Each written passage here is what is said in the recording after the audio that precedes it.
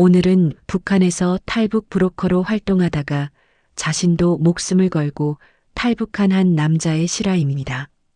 이 남자의 이름은 김철수 가명, 45세. 그는 함경북도 온성군 국경경비대에서 20년을 복무했습니다.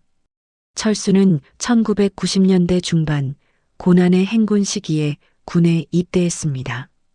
당시 북한은 최악의 식량난에 시달리고 있었죠.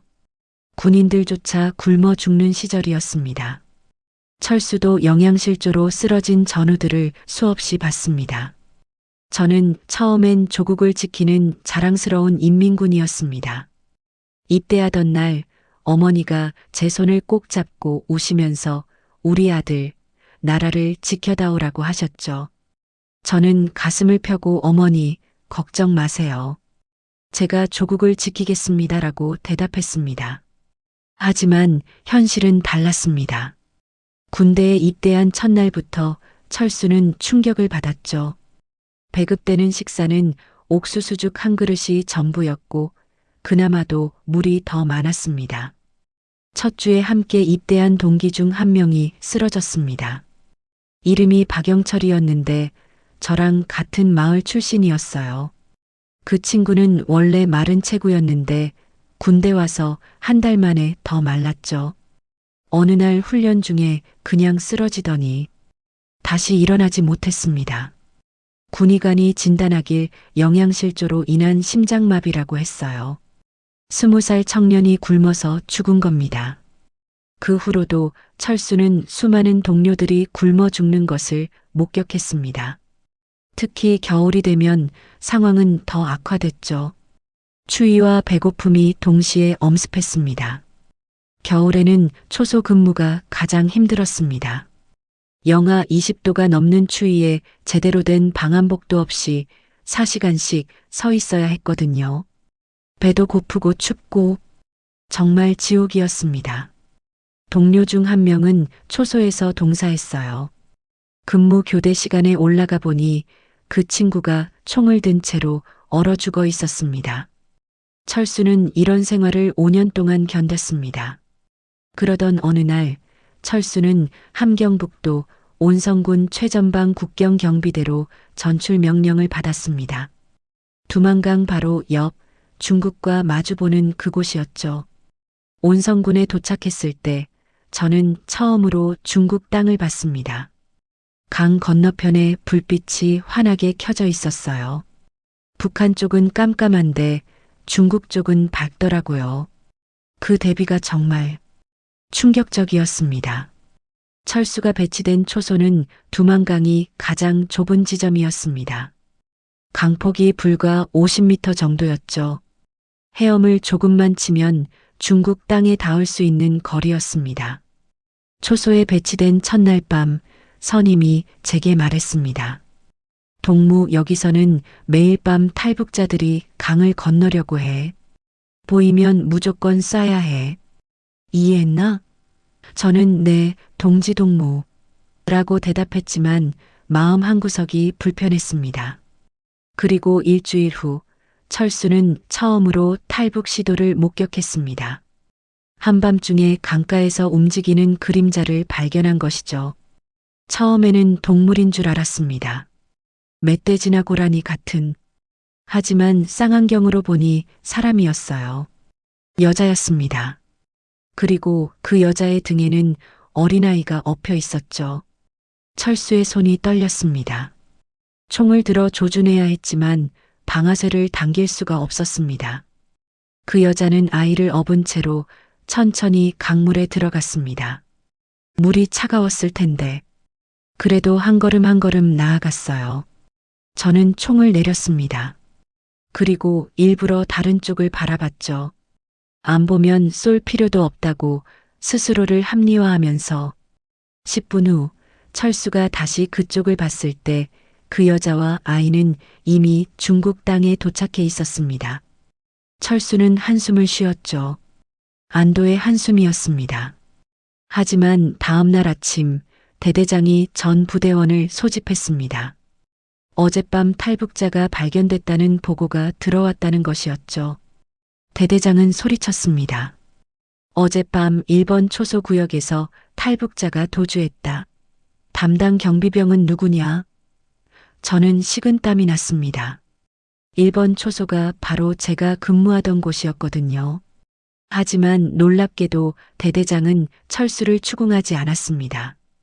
대신 앞으로 더욱 철저히 경계하라는 경고만 하고 넘어갔죠.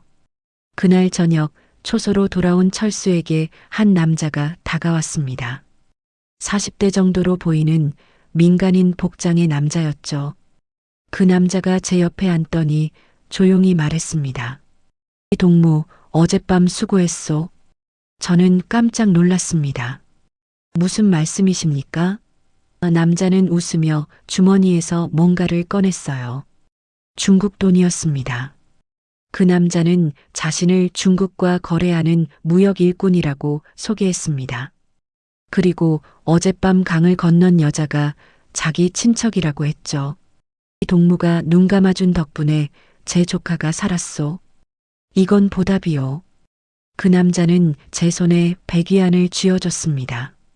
저는 거절하려 했지만 그 돈이 너무 간절했습니다. 100위안이면 쌀 10kg을 살 수 있었거든요. 철수는 그날 밤 100위안을 받았습니다. 그리고 그것이 브로커로서의 첫 수입이었죠. 일주일 후 그 남자가 다시 철수를 찾아왔습니다. 이번에는 또 다른 탈북자를 부탁하러 왔죠. 그 남자는 말했습니다. 동무, 이번엔 3명이요. 한 가족인데 꼭 중국으로 보내줘야 하오. 대신 이번엔 300위안을 드리겠소. 300위안. 엄청난 금액이었습니다. 철수는 고민했습니다. 한 번은 실수로 넘어갈 수 있어도 2번은 다릅니다. 적발되면 총살감이었죠. 하지만 300위안의 유혹은 너무 컸습니다. 저는 결국 승낙했습니다. 알겠습니다. 하지만 제가 근무하는 날 밤에 와야 합니다. 그렇게 철수는 본격적으로 브로커 활동을 시작했습니다. 첫 한 달 동안 철수는 약 10명의 탈북자를 도왔습니다. 그리고 총 1,500위안을 벌었죠. 북한 돈으로 환산하면 1년치 월급에 해당하는 금액이었습니다. 돈이 생기니까 생활이 달라졌습니다. 쌀을 사고 고기도 사고 아이들 옷도 새로 사줄 수 있었어요. 아내는 제가 어디서 이런 돈을 구하는지 물었지만 저는 부대 일을 잘해서 포상을 많이 받는다고 둘러댔습니다. 하지만 브로커 활동이 항상 순조로운 것만은 아니었습니다. 철수의 동료들도 탈북자들을 감시하고 있었고 때로는 위험한 순간도 있었죠. 어느 날 밤 제가 탈북자 가족을 도와주고 있을 때 갑자기 순찰대가 나타났습니다. 저는 재빨리 탈북자들에게 숨으라고 신호를 보냈고 순찰대를 다른 쪽으로 유인했어요. 다행히 그들은 아무것도 눈치채지 못했지만 그날 밤 저는 정말 죽는 줄 알았습니다. 그렇게 2년이 지났습니다. 철수는 이제 국경 지역에서 유명한 브로커가 됐습니다. 탈북을 원하는 사람들이 철수를 찾아왔고 철수는 안전한 경로와 시간을 알려줬죠. 저는 나름대로 원칙이 있었습니다. 첫째, 너무 위험한 날씨에는 도와주지 않는다. 둘째, 아이와 노인이 있으면 더 조심스럽게 돕는다. 셋째, 약속한 돈만 받고 더 요구하지 않는다. 하지만 철수의 원칙에도 불구하고 비극은 일어났습니다. 2012년 겨울이었습니다. 한 가족이 저를 찾아왔어요. 부모와 세 자녀, 총 5명이었습니다. 아버지는 제게 500위안을 주며 간절히 부탁했죠. 동무, 제발 우리 가족을 살려주시오. 여기서는 더 이상 살 수가 없소. 철수는 그 가족의 탈북을 도와주기로 했습니다. 하지만 문제가 있었죠. 날씨가 너무 추웠던 것입니다. 그날 밤은 영하 25도였습니다. 제 원칙대로라면 이런 날씨에는 탈북을 시도하면 안 됐어요. 하지만 그 가족은 지금이 아니면 기회가 없다고 애원했습니다. 저는 돈 때문에 그들의 부탁을 들어줬습니다. 한밤중 그 가족은 두만강으로 향했습니다. 강은 꽁꽁 얼어 있었고 걸어서 건널 수 있을 것 같았죠. 저는 그 가족에게 말했습니다. 얼음 위를 걸어가세요. 소리 내지 말고 빨리 가세요. 그들은 고개를 끄덕이고 얼음 위를 걷기 시작했습니다. 처음에는 괜찮았습니다. 가족들이 조심스럽게 얼음 위를 걸어가는 것이 보였죠. 하지만 강 중간쯤 왔을 때 딱 하는 소리가 들렸습니다. 얼음이 깨지는 소리였어요. 그리고 비명이 들렸습니다. 막내딸이 얼음 구멍에 빠진 것이었죠. 철수는 망원경으로 그 장면을 지켜봤습니다. 아버지가 딸을 구하려고 얼음 구멍으로 뛰어들었고 어머니도 그들을 잡으려 했죠. 하지만 얼음은 계속 깨졌고 세 사람 모두 차가운 물속으로 빠졌습니다. 저는 아무것도 할 수 없었습니다.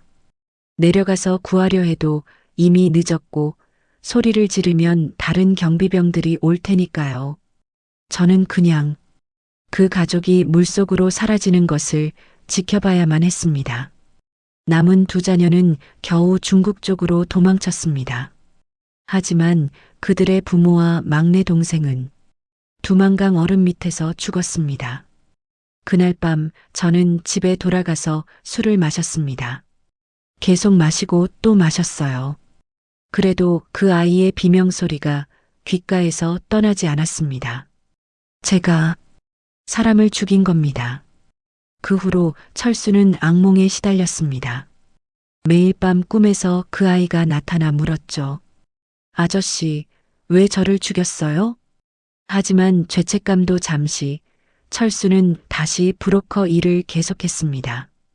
돈의 유혹은 너무 컸고 가족을 먹여 살려야 했으니까요. 5년 동안 저는 약 300명의 탈북자를 도왔습니다. 그중 대부분은 성공적으로 중국으로 건넜지만 일부는 목숨을 잃었습니다. 정확히 몇 명인지는 모릅니다.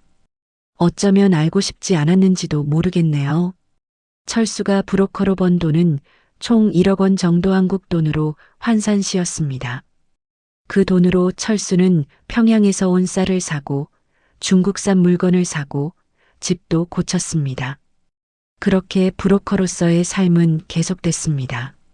하지만 철수는 몰랐죠. 자신의 브로커 생활이 곧 끝날 것이라는 것을. 2010년 철수의 브로커 사업은 더욱 조직적으로 변했습니다. 이제는 단순히 두만강을 건너는 것을 돕는 수준이 아니었죠. 그는 중국 쪽 브로커들과 연결망을 구축했고 탈북자들을 중국으로 넘긴 후 한국까지 보내는 루트를 확립했습니다. 어느 날 중국 쪽에서 리 형님이라는 조선족 브로커가 저를 찾아왔습니다. 그는 제게 제안했죠. 철수, 우리가 협력하면 큰 돈을 벌 수 있어. 나는 중국에서 라오스, 태국까지의 루트를 가지고 있고 자네는 북한에서 중국까지의 루트를 가지고 있잖아. 합치면 완벽한 탈북 루트가 되는 거야. 철수는 고민했습니다. 지금까지는 그저 두만강을 건너게 해주는 정도였지만 이제는 한국까지 보내는 전 과정에 관여하게 되는 것이었죠. 위험도 커지지만 수익도 엄청나게 커질 것이었습니다. 리 형님은 말했습니다. 한 명을 한국까지 보내면 총 300만 원에서 500만 원을 받을 수 있어. 물론 중간에 여러 브로커들과 나눠야 하지만 자네 몫으로 한 명당 100만 원 정도는 받을 수 있을 거야. 100만 원. 북한 돈으로 따지면 상상도 못할 금액이었습니다.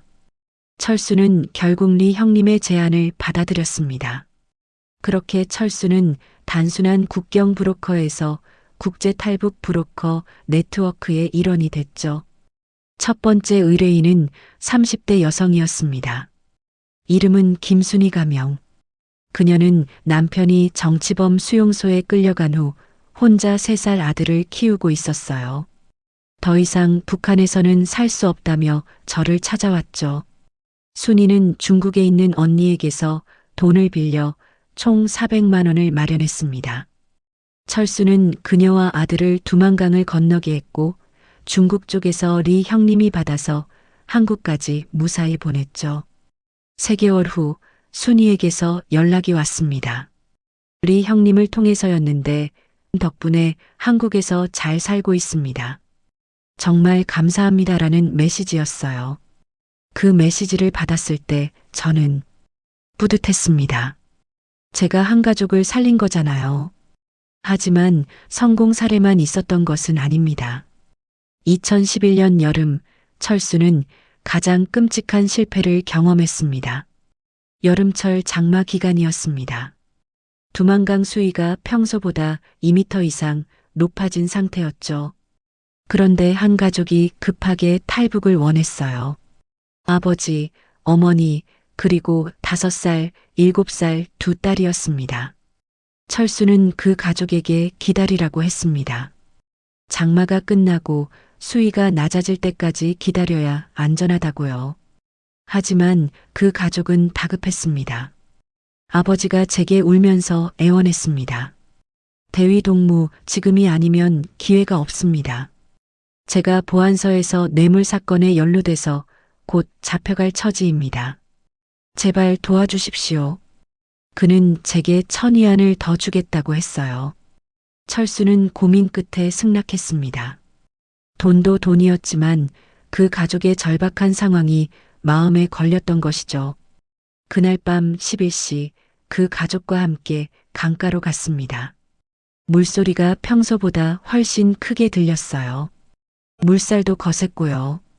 저는 불안했지만 이미 돈을 받은 상태였고 약속을 어길 수 없었습니다. 철수는 가족들에게 밧줄을 묶어줬습니다. 혹시 물에 휩쓸려도 함께 있을 수 있도록요. 그리고 큰 딸을 아버지 등에, 작은 딸을 어머니 등에 업게 했습니다. 아버지가 먼저 물에 들어갔습니다. 물이 허리까지 왔고 물살에 휘청거렸어요. 어머니도 뒤따라 들어갔고요.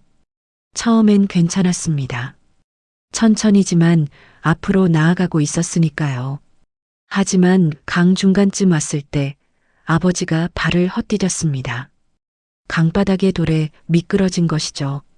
아버지가 물속으로 넘어졌습니다. 등에 업힌 큰딸도 함께요. 밧줄로 연결된 어머니도 끌려갔고 순식간에 4명 모두 물속으로 빠졌습니다. 철수는 망원경으로 그 장면을 지켜봤습니다. 어둠 속에서 물보라가 일고 비명소리가 들렸죠. 하지만 철수는 아무것도 할 수 없었습니다. 10초, 20초, 30초. 시간이 지났지만 그들은 수면 위로 올라오지 않았습니다. 저는 알았죠. 그들이 죽었다는 것을.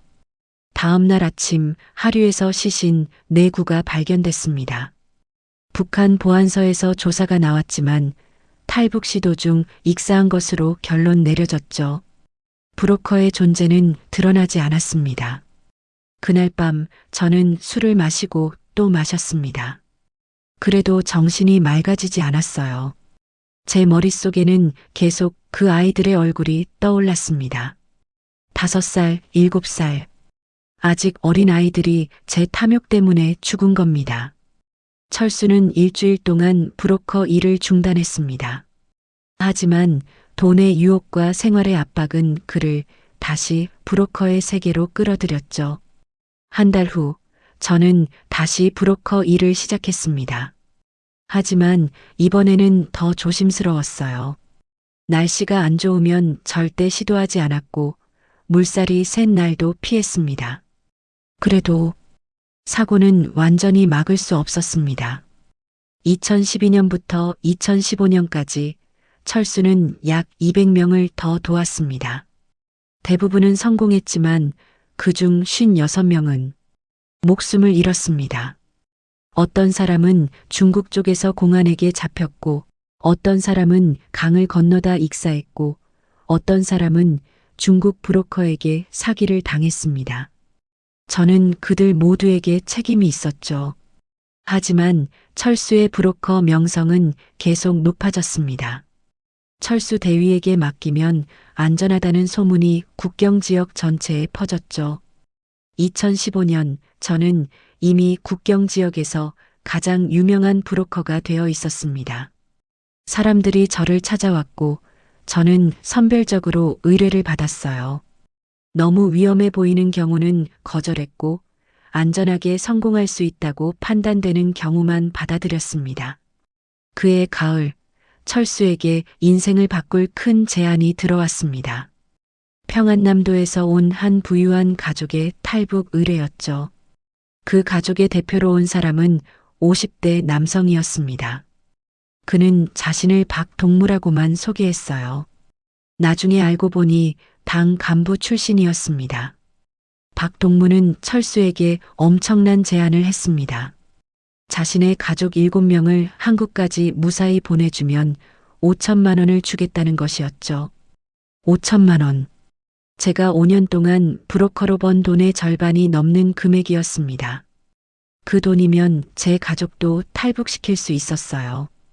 저는 고민 없이 승낙했습니다. 하지만 이 일은 지금까지와는 차원이 다른 위험이 있었습니다.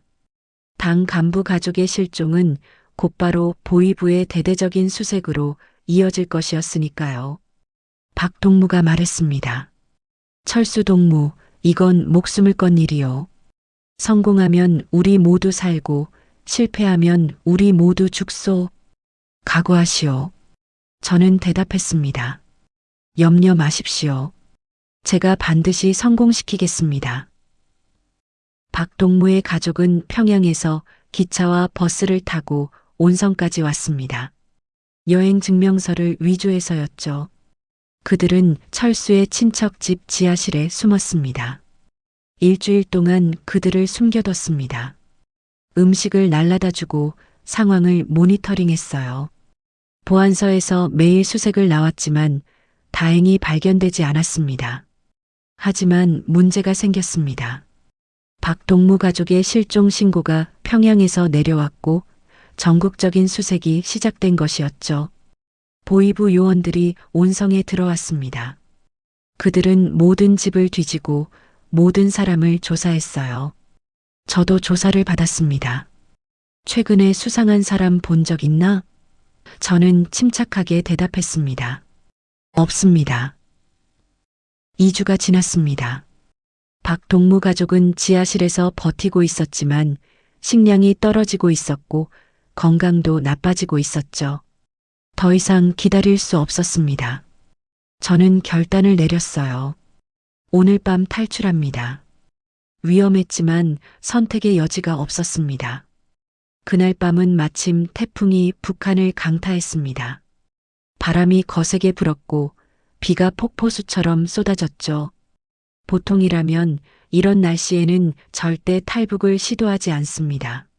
하지만 이번에는 달랐어요. 오히려 태풍이 기회였습니다. 경비병들이 초소에 숨어 있을 것이고 시야가 확보되지 않아 발각될 위험이 적었으니까요. 자정, 철수는 박동무 가족 7명을 이끌고 두만강으로 향했습니다. 빗속을 뚫고 걷는 것은 고통스러웠지만 그만큼 안전하기도 했죠. 강에 도착했을 때 물살이 엄청났습니다. 평소보다 3배는 빠르게 흐르고 있었어요. 박동무가 제게 물었습니다. 이 물살을 어떻게 건너오?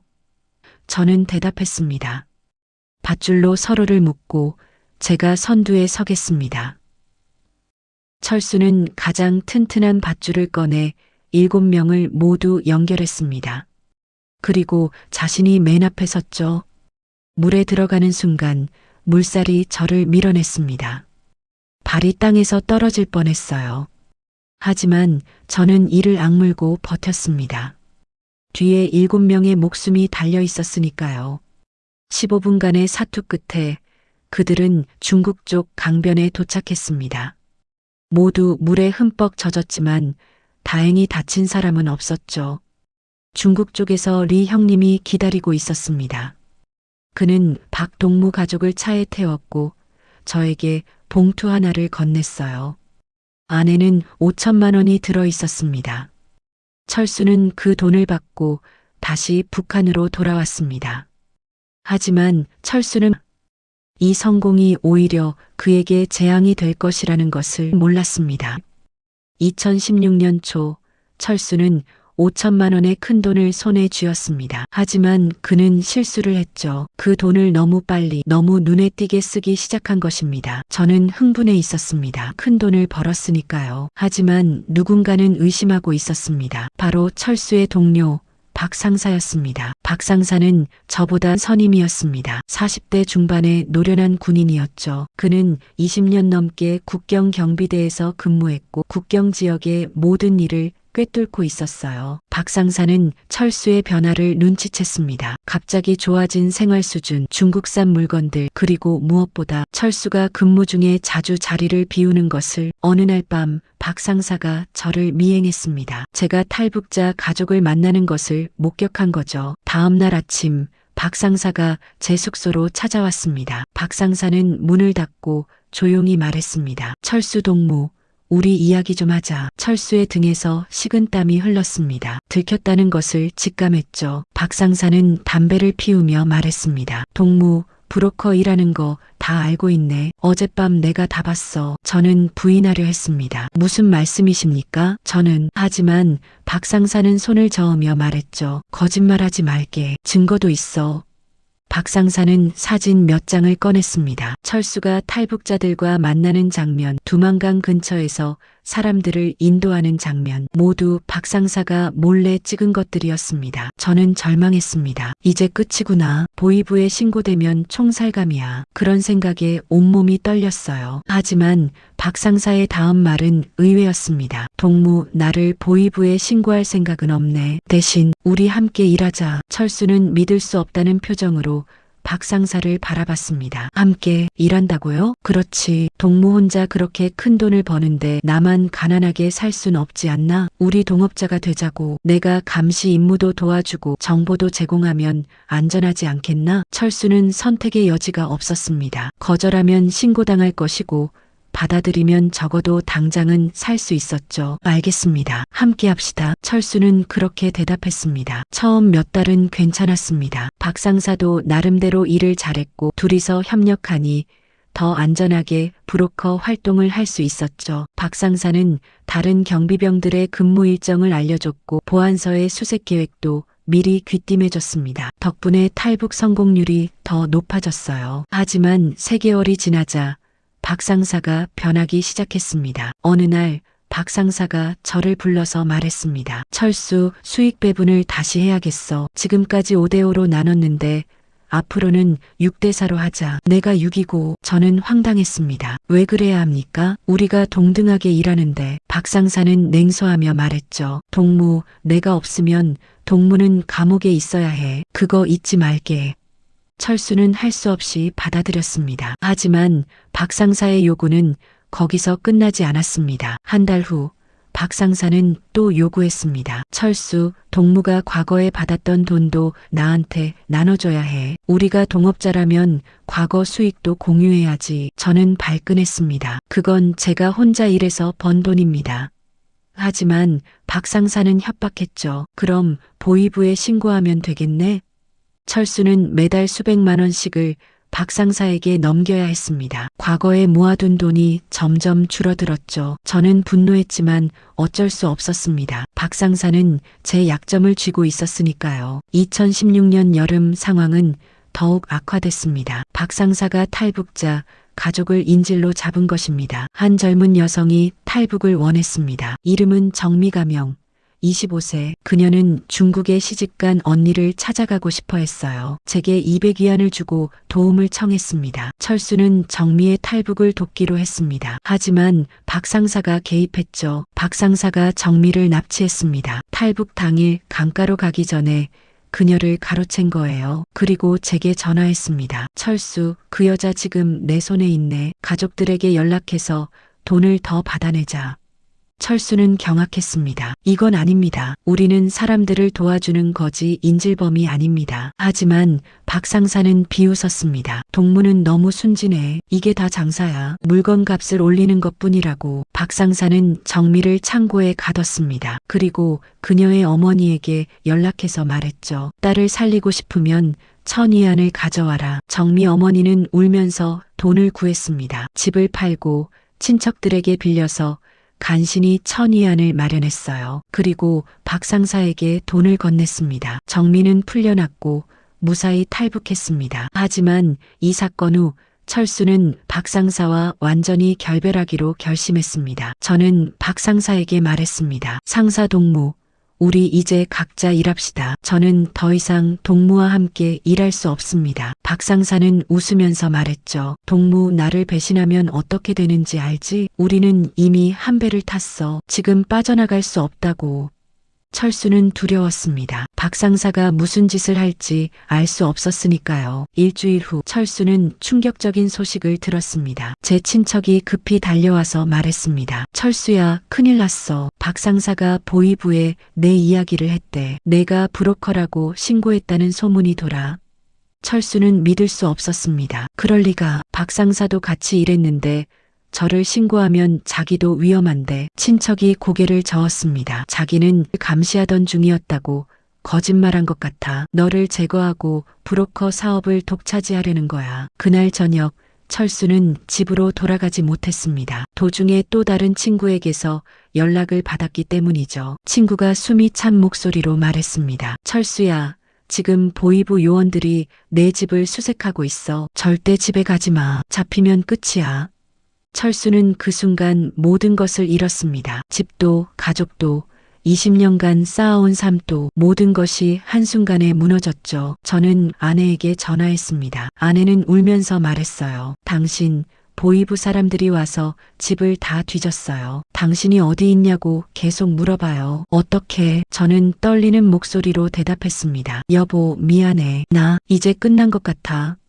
아내가 흐느꼈습니다. 당신, 제발 살아야 해. 우리 애들은 내가 키울게. 당신 혼자라도 살아. 철수는 전화를 끊었습니다. 눈물이 흘렀지만 닦을 겨를도 없었죠. 지금 당장 도망쳐야 했으니까요. 저는 그날 밤 친척 집을 전전했습니다. 하지만 오래 숨어 있을 수는 없었어요. 보위부는 제 모든 친척과 친구들을 조사하고 있었으니까요. 사흘째 되는 날 철수는 결심했습니다. 북한에서는 더 이상 살 수 없다. 나도 탈북해야 한다. 하지만 가족을 두고 갈 수는 없었습니다. 철수는 다시 아내에게 연락했죠. 저는 아내에게 말했습니다. 여보, 나 중국으로 넘어가려고 해. 거기서 돈을 모아서 너희들도 데려올게. 아내는 울면서 말했어요. 당신 조심해요. 제발 살아있어요. 우리는 괜찮아요. 그날이 철수가 가족과 나눈 마지막 대화였습니다. 딸들과는 인사도 못했습니다. 보위부가 학교까지 조사를 나간다고 해서 애들을 만날 수도 없었어요. 그게 가장 가슴 아팠습니다. 2016년 9월 14일 밤 철수는 마지막으로 자신의 집 근처를 찾았습니다. 멀리서 집을 바라봤죠. 창문에 불이 켜져 있었습니다. 아내와 딸들이 있을 거라 생각하니 눈물이 났어요. 저는 작은 소리로 중얼거렸습니다. 미안해. 정말 미안해. 아빠가 잘못했어. 꼭 다시 데리러 올게. 그리고 철수는 돌아섰습니다. 두만강을 향해 걸어가기 시작했죠. 평생 남을 건네주던 그 강을 이제는 제가 건너야 했습니다. 아이러니했죠. 하지만 선택의 여지가 없었습니다. 북한에 남으면 총살, 탈북하면 적어도 살 가능성이 있었으니까요. 철수는 그날 밤 브로커에서 탈북자로 신분이 바뀌었습니다. 2016년 9월 15일 새벽 철수는 자신이 수백 번 타인들을 건너보냈던 두만강 강가에 서 있었습니다. 하지만 이번에는 자신이 강을 건너야 하는 차례였죠. 참 아이러니했습니다. 20년 동안 이 강을 지키던 경비대원이 300명이 넘는 사람들을 넘겨주던 브로커가 이제는 자신이 탈북자가 되는 거였으니까요. 철수는 검은 옷을 입고 있었습니다. 얼굴에는 진흙을 발라 위장을 했죠. 몸에는 비닐로 감싼 현금 200만 원과 신분증을 숨겼습니다. 제가 20년 동안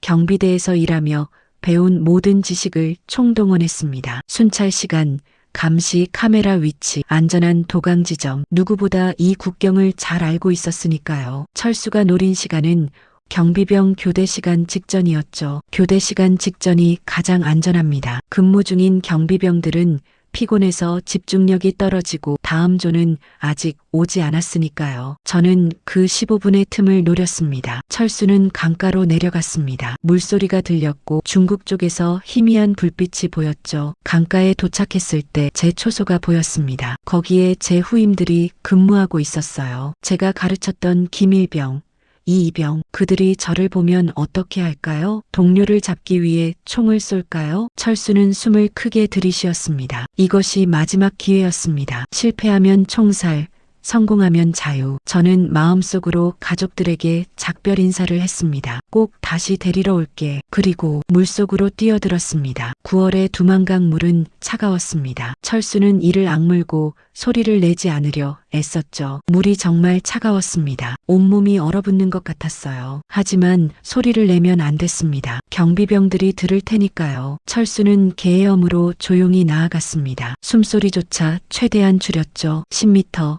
20m, 30m 중간쯤 왔을 때 북한 쪽에서 불빛이 보였습니다. 손전등 불빛이었죠. 순찰대가 온 겁니다. 철수는 재빨리 물속으로 잠수했습니다. 숨을 참으며 물속에서 계속 나아갔죠. 폐가 터질 것 같았습니다. 산소가 부족해서 머리가 어지러웠어요. 하지만 수면 위로 고개를 내밀 수가 없었습니다. 발각되면 총을 맞을 테니까요. 20초, 30초, 40초, 철수는 한계까지 숨을 참았습니다. 더 이상은 불가능했죠. 더 이상 참을 수 없어서 머리를 수면 위로 올렸을 때 저는 이미 중국 쪽 강가에 거의 도착해 있었습니다. 북한 경비대는 쟤를 발견하지 못했죠. 철수는 중국 땅에 발을 디뎠습니다. 그가 20년 동안 지키려 했던 조국을 떠난 순간이었죠. 중국 땅을 밟았을 때 저는 주저앉았습니다. 온몸이 떨렸어요. 추위 때문이기도 했지만 안도감과 죄책감이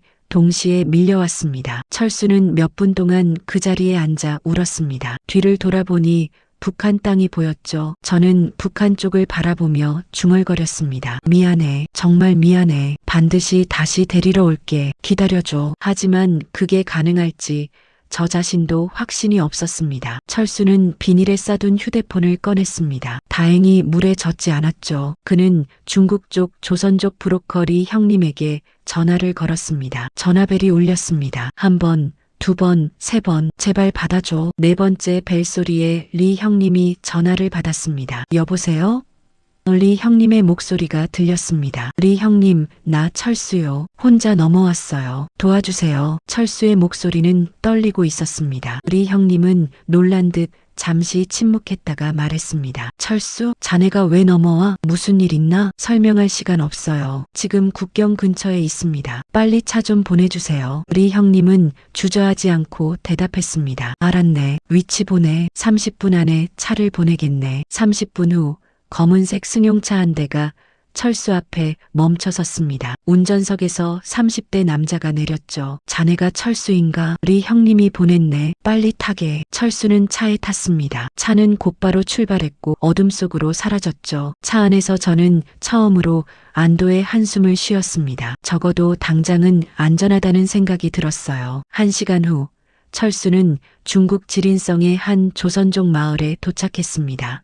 리 형님이 그곳에서 기다리고 있었죠. 리 형님은 철수를 보자마자 물었습니다. 철수, 무슨 일인가? 철수는 모든 상황을 설명했습니다. 박 상사의 배신, 보위부의 추격, 그리고 가족을 남겨두고 온 이야기를. 리 형님은 고개를 끄덕이며 말했습니다. 힘들었겠네. 그런데 철수, 이제 어쩔 생각인가? 중국에서 숨어 살 건가? 아니면 한국으로 갈 건가? 철수는 잠시 고민했습니다. 중국에서 불법 체류자로 살 것인가? 아니면 한국으로 가서 새로운 삶을 시작할 것인가? 저는 한국행을 선택했습니다. 중국에서는 언제든 공안에게 잡혀 북한으로 송환될 수 있었으니까요. 하지만 한국에 가면 적어도 목숨은 보장받을 수 있었죠. 리 형님은 고개를 끄덕였습니다. 좋은 선택일세. 내가 라오스까지 갈 수 있는 브로커를 소개해주지. 하지만 돈이 필요하네. 철수는 비닐에 싸둔 200만 원을 꺼냈습니다. 이게 제가 가진 전부입니다. 리 형님은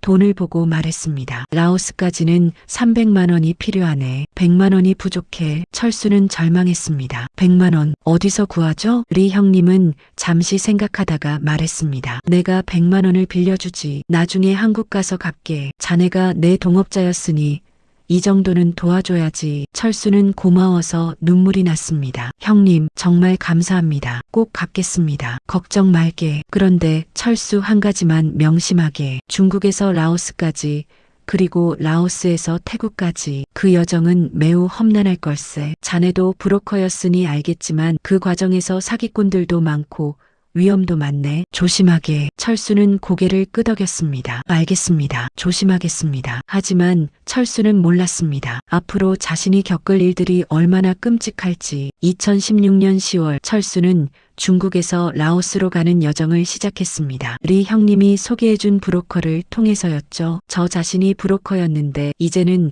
브로커에게 돈을 주고 도움을 받아야 하는 처지가 됐으니까요. 제가 탈북자들에게 했던 것처럼 이제는 제가 그 대상이 된 거죠. 첫 번째 브로커는 40대 중국인 남자였습니다. 성은 장 씨였고 리 형님과 오래 거래해온 사람이라고 했죠. 장 씨는 저에게 300만 원을 요구했습니다. 라오스까지 안전하게 데려다 주겠다면서요. 저는 리 형님이 빌려준 100만 원과 제가 가진 200만 원, 총 300만 원을 그에게 줬습니다. 하지만 문제가 생겼습니다. 장 씨는 철수를 라오스 국경까지만 데려다주고 사라진 것입니다. 우리는 버스를 타고 중국 남부를 지나 라오스 국경 근처까지 왔습니다. 3일간의 여정이었죠. 그런데 국경 근처 숲속에서 장 씨가 갑자기 말했어요. 여기서 내려. 저기 보이는 마을이 라오스다. 알아서 가라. 철수는 황당했습니다. 뭐라고요? 라오스까지 안전하게 데려다 준다고 하지 않았습니까? 장 씨는 냉소하며 대답했습니다. 라오스 근처까지 데려다 준다고 했지. 라오스 안까지 데려다 준다고는 안 했어. 계약서에도 그렇게 써 있었을걸? 철수는 분노했지만 어쩔 도리가 없었습니다. 이미 돈을 다 지불한 상태였으니까요. 장 씨는 웃으며 말했습니다. 아저씨, 브로커였다면서? 그럼 이런 수법 몰랐을 리 없는데? 아저씨도 똑같이 했잖아. 그 말에 저는 아무 대답도 할 수 없었습니다. 그가 맞았으니까요. 장 씨는 차를 타고 떠났고 철수는 홀로 라오스 국경 앞에 남겨졌습니다. 저는 며칠 동안 국경 근처를 배회했습니다. 어떻게 라오스로 들어갈지 몰랐거든요. 음식도 떨어졌고 물도 부족했어요. 절망적이었습니다. 3일째 되던 날 철수는 국경을 넘기로 결심했습니다. 밤중에 국경 경비가 느슨한 틈을 타서 말이죠. 밤 11시 저는 국경선을 넘었습니다. 다행히 라오스 쪽 국경 경비는 북한만큼 삼엄하지 않았어요. 숲속으로 들어가 하룻밤을 보낸 후 다음 날 아침 라오스 마을로 내려갔습니다. 철수는 라오스 비엔티안에 도착했습니다. 하지만 완전히 길을 잃었죠. 언어도 통하지 않고 어디로 가야 할지도 몰랐습니다. 거리를 헤매고 있을 때 한 남자가 저에게 한국말로 말을 걸었습니다. 어디서 오셨어요?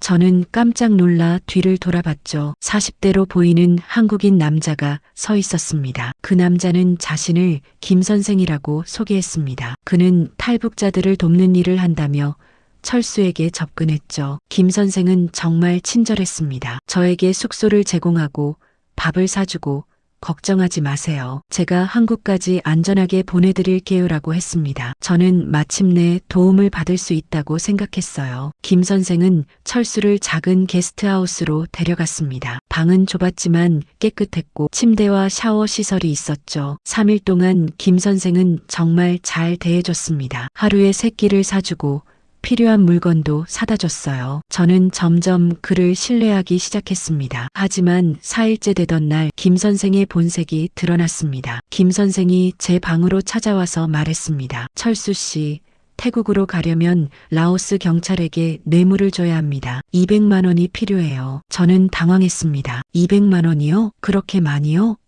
김 선생은 고개를 끄덕이며 설명했습니다. 라오스에서 태국으로 불법 입국하려면 경찰들 입을 막아야 해요. 그렇지 않으면 잡혀서 북한으로 송환됩니다. 철수는 고민했습니다. 이미 300만 원을 중국 브로커에게 줬고 남은 돈은 리 형님이 빌려준 100만 원 뿐이었죠. 그것마저 주면 아무것도 남지 않았습니다. 저는 김 선생에게 말했습니다. 저한테 100만 원밖에 없습니다. 200만 원은 없어요. 김 선생의 얼굴이 굳어졌습니다. 100만 원으로는 안 됩니다. 최소 200만 원은 필요해요. 철수는 거절했습니다. 하지만 김 선생은 협박하기 시작했습니다. 돈을 안 주면 라오스 경찰에 신고하겠습니다. 그러면 당신은 북한으로 송환될 거예요. 그게 원하는 겁니까? 김 선생의 목소리는 차가웠습니다. 철수는 공포에 떨었습니다. 북한으로 송환되면 총살감이었으니까요.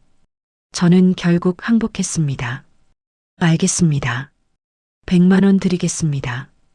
하지만 그게 제가 가진 전부입니다. 김 선생은 만족스러운 표정으로 고개를 끄덕였죠. 철수는 남은 돈 100만 원을 모두 김 선생에게 줬습니다. 이제 철수에게는 단돈 몇만 원밖에 남지 않았죠. 김 선생은 돈을 받고는 말했습니다. 좋아요. 내일 아침 여기서 만나요. 태국으로 가는 차를 준비해 놓겠습니다. 저는 안도했습니다. 드디어 태국으로 갈 수 있구나. 하지만 다음 날 아침 김 선생은 나타나지 않았습니다. 저는 약속 장소에서 3시간을 기다렸습니다. 하지만 김 선생은 오지 않았어요. 전화를 걸어도 받지 않았고 게스트하우스로 돌아가 보니 그의 짐도 모두 사라져 있었습니다. 철수는 그제야 깨달았습니다. 자신이 완전히 사기를 당한 것이라는 것을. 저는 그 자리에 주저앉았습니다. 돈도 없고 갈 곳도 없었습니다. 제가 20년 동안 브로커로 활동하며 사람들을 속였던 것이 이렇게 되돌아온 건가 싶었어요. 이게 바로 업보구나.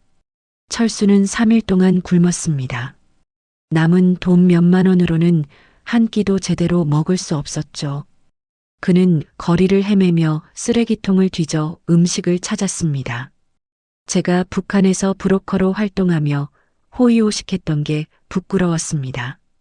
그때 제게 돈을 줬던 탈북자들도 이렇게 힘들었을 텐데 저는 그들의 고통을 이해하지 못했던 거죠.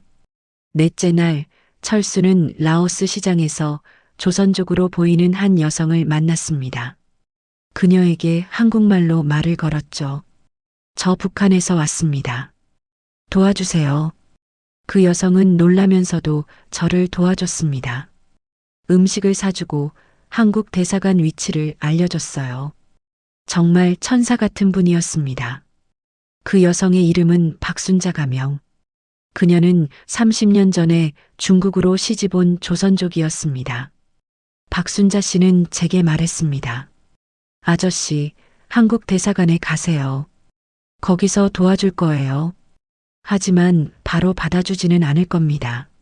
라오스 경찰의 자수해서 불법 입국자로 구금되면 그때 대사관에서 신원을 확인해 줄 거예요. 철수는 한국 대사관으로 향했습니다. 하지만 대사관 직원은 철수를 바로 받아주지 않았습니다. 북한에서 왔다는 증거가 있나요? 신분증이나 증명서가 있나요? 저는 아무것도 없었습니다. 두만강을 건널 때 모든 걸 버렸거든요. 대사관 직원은 철수에게 조언했습니다. 라오스 경찰에 자수하세요. 경찰서에서 신분을 확인받고 불법 입국자로 구금되면 우리가 당신을 확인할 수 있습니다. 철수는 고민했습니다. 자수한다는 것은 구금된다는 뜻이었죠. 하지만 다른 방법이 없었습니다. 저는 라오스 이민국에 자수했습니다. 나는 북한에서 온 탈북자다라고 말했죠. 경찰은 저를 체포해서 수용소로 보냈습니다. 라오스 이민국 수용소. 철수의 새로운 지옥이 시작되는 곳이었습니다. 라오스 이민국 수용소. 철수는 그곳에서 6개월을 보내야 했습니다. 불법 입국자들이 모여 있는 곳이었죠. 수용소는 정말 지옥 같았습니다. 콘크리트 건물에 창문도 제대로 없었어요. 좁은 방에 30명이 넘는 사람들이 갇혀 있었습니다. 철수가 배정받은 방은 20평 정도 되는 공간이었습니다. 그곳에 35명이 함께 있었죠. 잠을 자려면 옆 사람과 몸이 닿을 수밖에 없을 정도로 비좁았습니다. 화장실은 방 한 구석에 구멍 하나뿐이었습니다. 문도 없었어요. 그래서 모두가 보는 앞에서 볼일을 봐야 했죠. 처음에는 정말 수치스러웠지만 일주일이 지나니 무감각해졌습니다. 음식은 하루에 2번 나왔습니다. 아침과 저녁에 밥과 국물만 나왔죠. 반찬은 거의 없었습니다. 첫 주에 5kg이 빠졌습니다. 배가 너무 고파서 밤에 잠을 이룰 수 없었어요. 다른 수용자들도 마찬가지였습니다. 모두 깡마른 얼굴로 하루하루를 버텼죠. 수용소에는 여러 나라에서 온 불법 체류자들이 있었습니다. 미얀마, 캄보디아, 베트남, 그리고 북한 탈북자들도 몇 명 있었죠. 거기서 다른 탈북자 3명을 만났습니다. 한 명은 30대 여성, 2명은 20대 남성이었어요. 그들도 브로커에게 사기를 당했거나 돈이 떨어져서 수용소에 온 사람들이었습니다. 그중 한 명, 박미영가명이라는 여성이 철수에게 말했습니다. 아저씨, 우리 여기서 얼마나 있어야 해요? 언제 한국에 갈 수 있죠? 철수는 솔직하게 대답했습니다. 저도 잘 모릅니다. 한국 대사관에서 신원을 확인해 줄 때까지 기다려야 해요. 빠르면 2, 3개월, 길면 1년도 걸릴 수 있다고 들었습니다. 미영의 얼굴이 어두워졌습니다. 1년. 이런 곳에서 1년을. 첫 달이 가장 힘들었습니다. 철수는 매일 북한에 남겨둔 가족들을 생각했죠. 밤마다 딸들의 얼굴이 떠올랐습니다. 큰딸은 이제 12살, 작은 딸은 9살. 아빠 없이 어떻게 지내고 있을까? 보이부가 가족들을 괴롭히지는 않을까? 그런 생각들이 저를 괴롭혔습니다. 한 달이 지나고 한국 대사관에서 직원이 찾아왔습니다. 탈북자 신분 확인을 위해서였죠. 대사관 직원은 40대 남성이었습니다. 그는 저를 작은 면담실로 데려가서 여러 질문을 했습니다. 북한에 어디에서 왔나요? 가족은 몇 명인가요? 탈북 경로는? 특별한 이유가 있나요? 철수는 모든 걸 솔직하게 대답했습니다. 온성 출신이라는 것, 국경 경비대였다는 것, 그리고 브로커로 활동했다는 것까지. 제가 저는 브로커였습니다라고 말했을 때 대사관 직원의 얼굴이 굳어졌습니다. 브로커였다고요? 그건 문제가 될 수 있습니다. 철수는 당황했습니다. 무슨 문제 말입니까? 직원은 설명했습니다. 브로커 활동은 법적으로 문제가 될 수 있습니다. 돈을 받고 불법 입국을 도왔다는 것은 범죄 행위로 간주될 수 있거든요. 한국 정부가 당신의 입국을 허가할지 확신할 수 없습니다. 철수는 절망했습니다. 이렇게 고생해서 여기까지 왔는데 한국 입국이 거부될 수도 있다니. 저는 울면서 애원했습니다. 제발 도와주세요.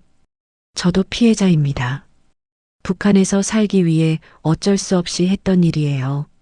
저를 북한으로 돌려보내지 마세요. 북한에 가면 죽습니다. 대사관 직원은 한숨을 쉬며 말했습니다.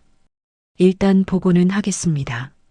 하지만 한국 정부가 어떻게 판단할지는 모르겠네요. 기다려보세요. 그 후 3개월 동안 아무 연락이 없었습니다. 철수는 매일 불안 속에서 지냈죠.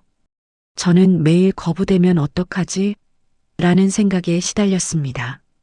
한국에 못 가면 어디로 가야 하나? 중국으로 다시 가?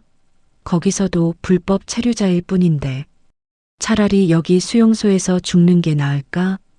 수용소 생활은 정말 힘들었습니다. 여름에는 더위로, 겨울에는 추위로 고생했죠. 라오스 여름은 정말 지옥이었습니다.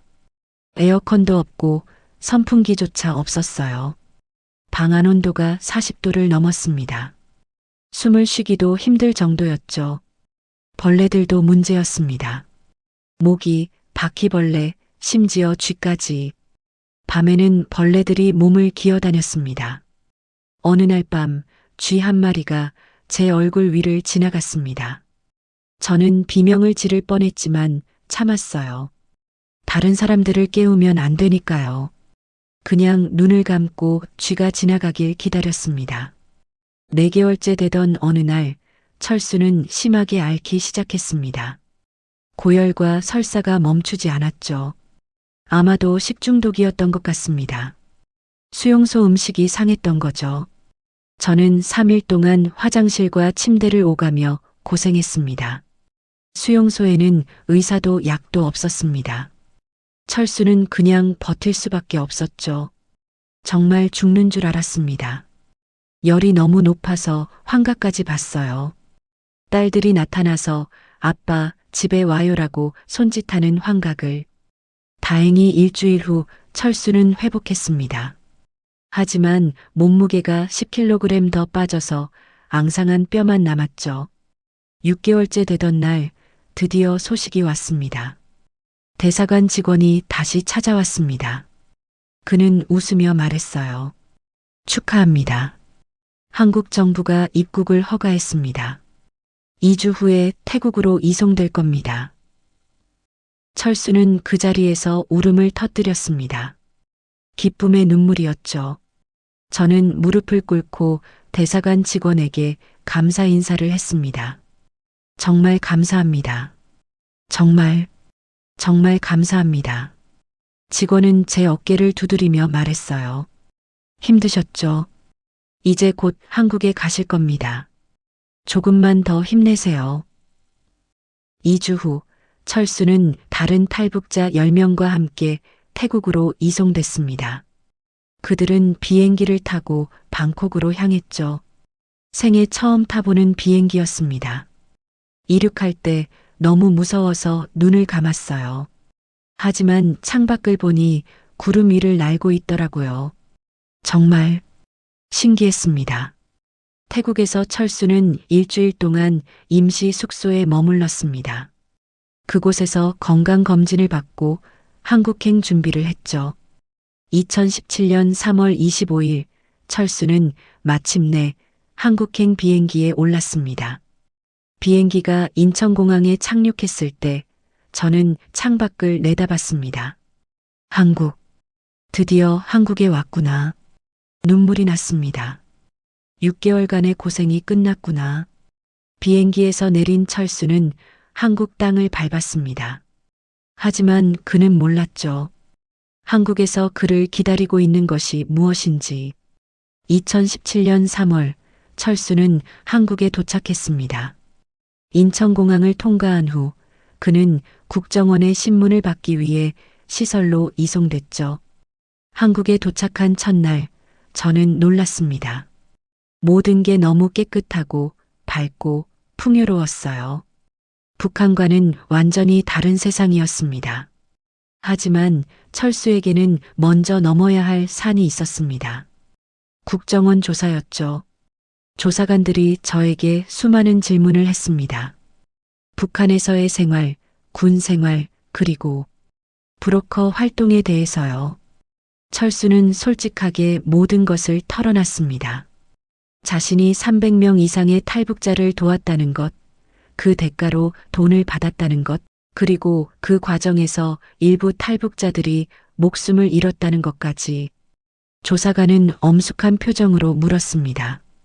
당신은 사람들을 돕기 위해 브로커를 한 겁니까? 아니면 돈을 벌기 위해 한 겁니까? 저는 대답할 수 없었습니다. 사실 철수 자신도 명확한 답을 알지 못했습니다. 처음에는 돈 때문이었지만 시간이 지나면서 사람들을 돕는다는 사명감도 생겼으니까요. 조사관은 말했습니다. 당신이 브로커 활동을 했다는 것은 법적으로 문제가 될 수 있습니다. 하지만 북한에서의 특수한 상황을 고려해서 그리고 당신도 결국 탈북자라는 점을 감안해서 특별히 기소하지 않겠습니다. 철수는 안도했습니다. 하지만 조사관의 다음 말에 가슴이 철렁 내려앉았죠. 하지만 당신의 과거가 알려지면 탈북자 사회에서 문제가 될 수 있습니다. 조심하세요. 3개월간의 조사를 마친 후 철수는 하나원에 입소했습니다. 탈북자들을 위한 정착 교육시설이었죠. 하나원에서 저는 한국 사회에 대해 배웠습니다. 민주주의, 자본주의, 법률, 문화. 모든 게 낯설었지만 신기했어요. 하나원에는 다른 탈북자들도 많았습니다. 철수는 그들과 친해졌고 서로의 탈북 스토리를 나눴죠. 어느 날 한 탈북 여성이 제게 말했습니다. 오빠, 저 온성에서 왔어요. 거기서 브로커 통해서 탈북했는데 그 브로커가 정말 좋은 사람이었어요. 덕분에 살았죠. 철수는 가슴이 뜨끔했습니다. 혹시 자신이 도왔던 사람인지도 모른다는 생각이 들었거든요. 저는 조심스럽게 물었습니다. 그 브로커가 누군데요? 그 여성은 웃으며 말했죠. 이름은 몰라요. 그냥 김대위라고 불렀어요. 철수의 가명이 김철수였으니 그 여성이 말한 김대위가 자신일 가능성이 높았습니다. 그 여성은 계속 말했습니다. 그 브로커 덕분에 저랑 제 딸이 살았어요. 정말 고마운 사람이에요. 한국에서 만나면 꼭 인사하고 싶어요. 철수는 아무 말도 할 수 없었습니다. 자신을 은인으로 생각하는 그녀에게 내가 그 브로커다라고 말할 수 없었죠. 하나원을 수료한 후 철수는 서울에 정착했습니다. 정부에서 지원해주는 정착금으로 작은 원룸을 얻었고 취업 준비를 시작했습니다. 하지만 취업은 쉽지 않았습니다. 나이도 많고 한국 사회에 대한 이해도 부족했으니까요. 면접을 봐도 계속 떨어졌습니다. 6개월 후 철수는 한 물류회사에 취직했습니다. 단순 노동이었지만 월급은 200만 원 정도 됐죠. 북한에서는 상상도 못할 돈이었습니다. 처음 월급을 받았을 때 저는 울었습니다. 이 돈이면 북한에 있는 가족들을 몇 달은 먹여 살릴 수 있을 텐데. 하지만 저는 그들에게 돈을 보낼 수도 연락할 수도 없었습니다. 철수는 한국 생활에 적응하려 노력했습니다. 하지만 과거는 그를 괴롭혔죠.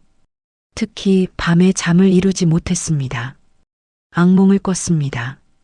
두만강에 빠져 죽은 아이의 얼굴이 계속 떠올랐어요. 그 아이는 제게 물었습니다. 아저씨, 왜 저를 죽였어요? 저는 답할 수 없었습니다. 철수는 우울증에 시달렸고 결국 정신과 상담을 받기 시작했습니다. 상담사는 말했죠. 과거를 용서하고 앞으로 나아가야 합니다. 하지만 어떻게 용서할 수 있을까요?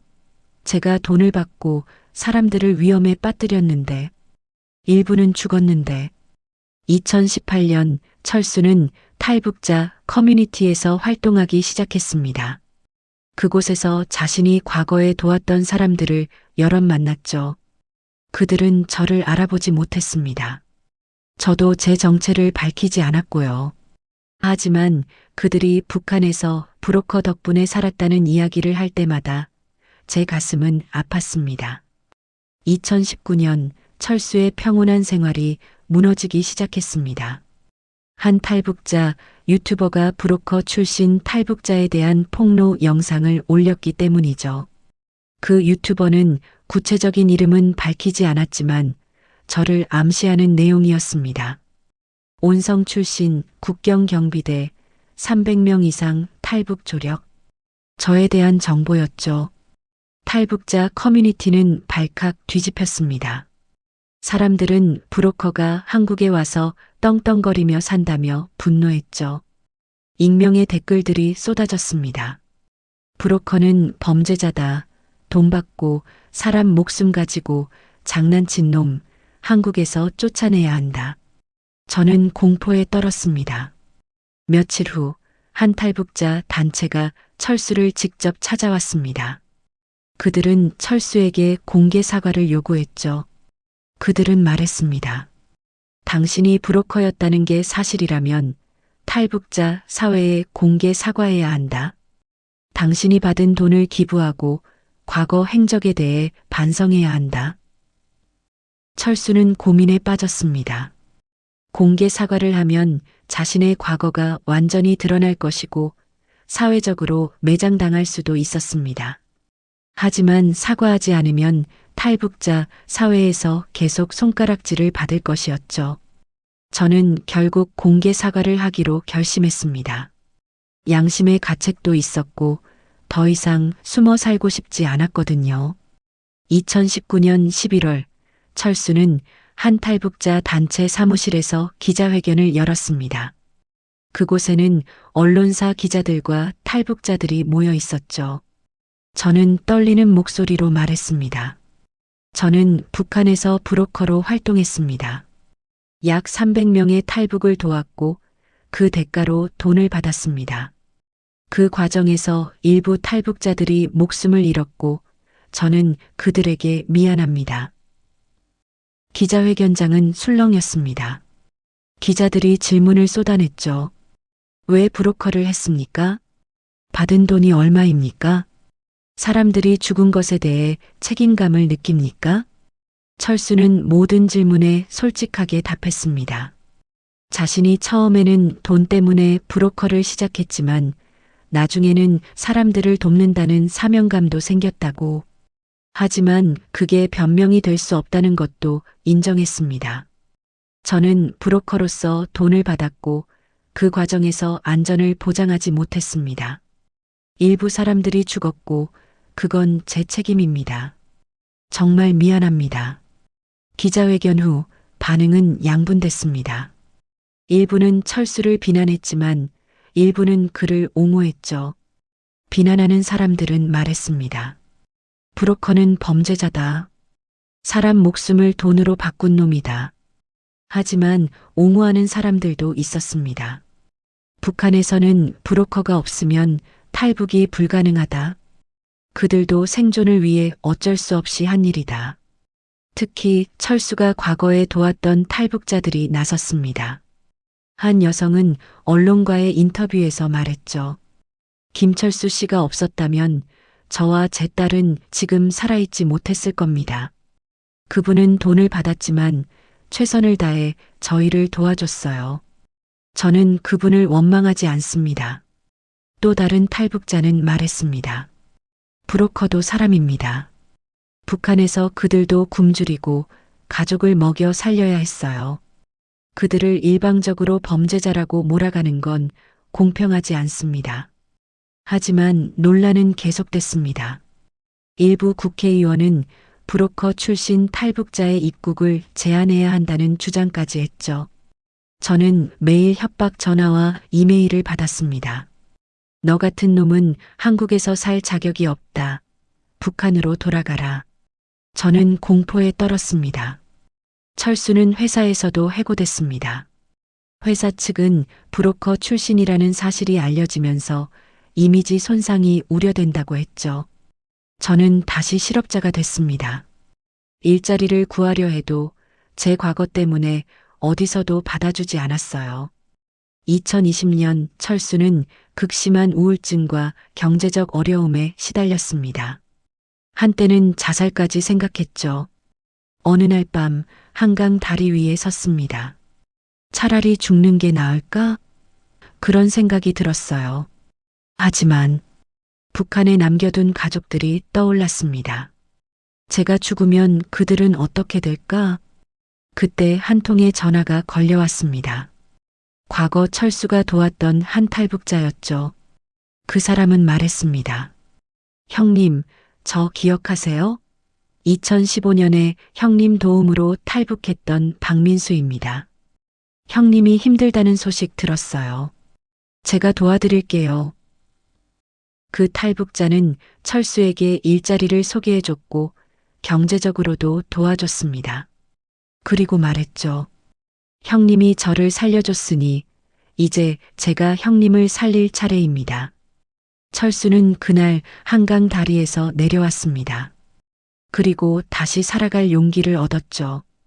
2024년 현재 철수는 서울에서 탈북자 정착지원단체에서 일하고 있습니다. 자신의 경험을 살려 새로 입국한 탈북자들을 돕는 일을 하죠. 저는 제 과거를 숨기지 않습니다. 오히려 공개하고 그것을 통해 사람들을 돕고 있어요. 제가 브로커였기 때문에 북한의 탈북 경로와 상황을 잘 알고 그 지식으로 탈북자들을 도울 수 있습니다. 철수는 또한 브로커에 대한 인식 개선 운동도 하고 있습니다. 브로커도 피해자라는 메시지를 전하기 위해서죠. 북한 브로커들은 대부분 생계를 위해 어쩔 수 없이 하는 일입니다. 물론 일부 악질 브로커들도 있지만 대다수는 자신도 힘든 상황에서 탈북자들을 돕는 거예요. 철수는 북한에 남겨둔 가족들과도 연락이 닿았습니다. 중국을 통해 몇 번 전화 통화를 했죠. 아내는 울면서 말했습니다. 당신 살아있어서 다행이에요. 우리는 괜찮으니 걱정하지 마세요. 하지만 저는 압니다. 그들이 얼마나 힘들게 살고 있는지. 철수는 매달 중국 브로커를 통해